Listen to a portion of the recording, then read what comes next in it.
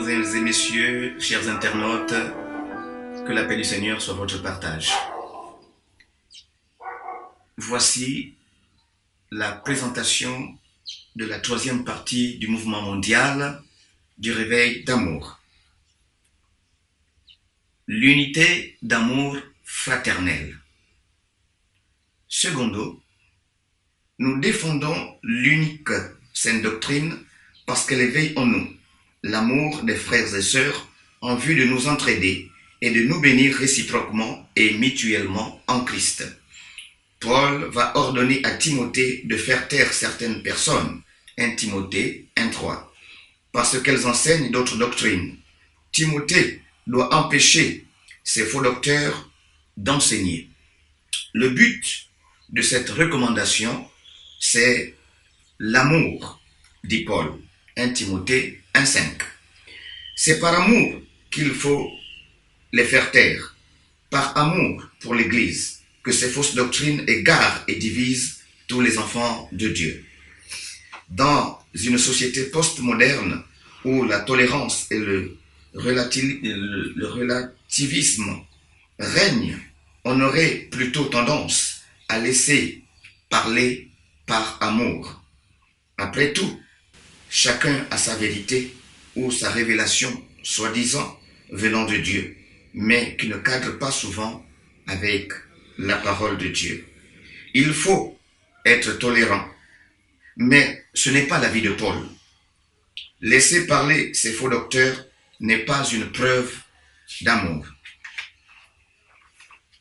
mais serait plutôt lâche et criminel, vu les conséquences. Par amour pour l'Église, il faut faire cesser ces enseignements qui la gangrènent.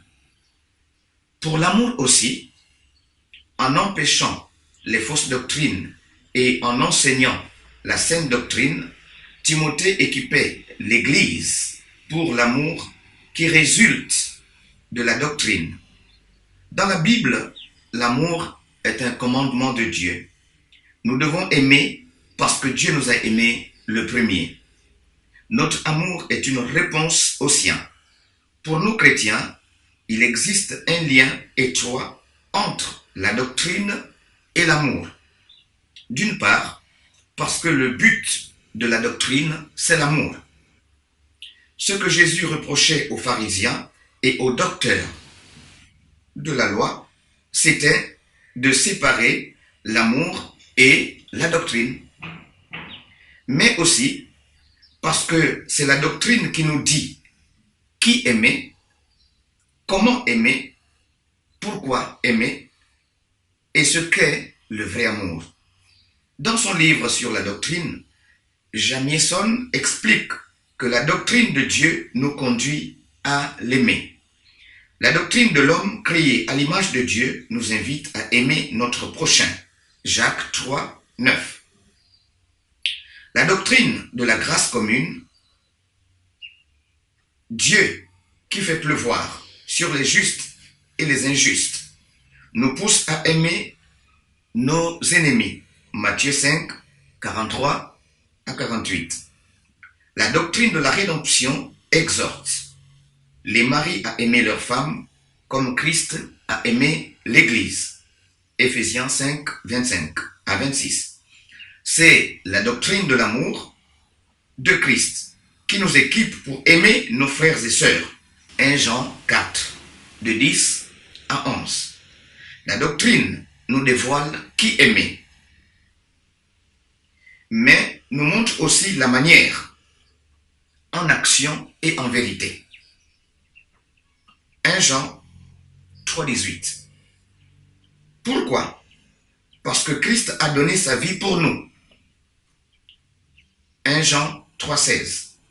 La doctrine est un enseignement utile pour la vie.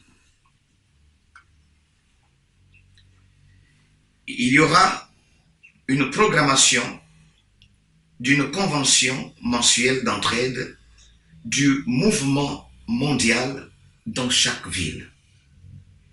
Et ce sera dénommé l'atmosphère du réveil d'amour fraternel. À l'aide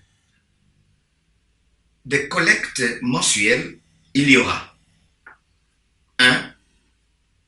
L'assistance au développement matériel des églises membres du gouvernement, plutôt membres du mouvement. 2. Il y aura également l'assistance pourvue au mariage des chrétiens fidèles. 3.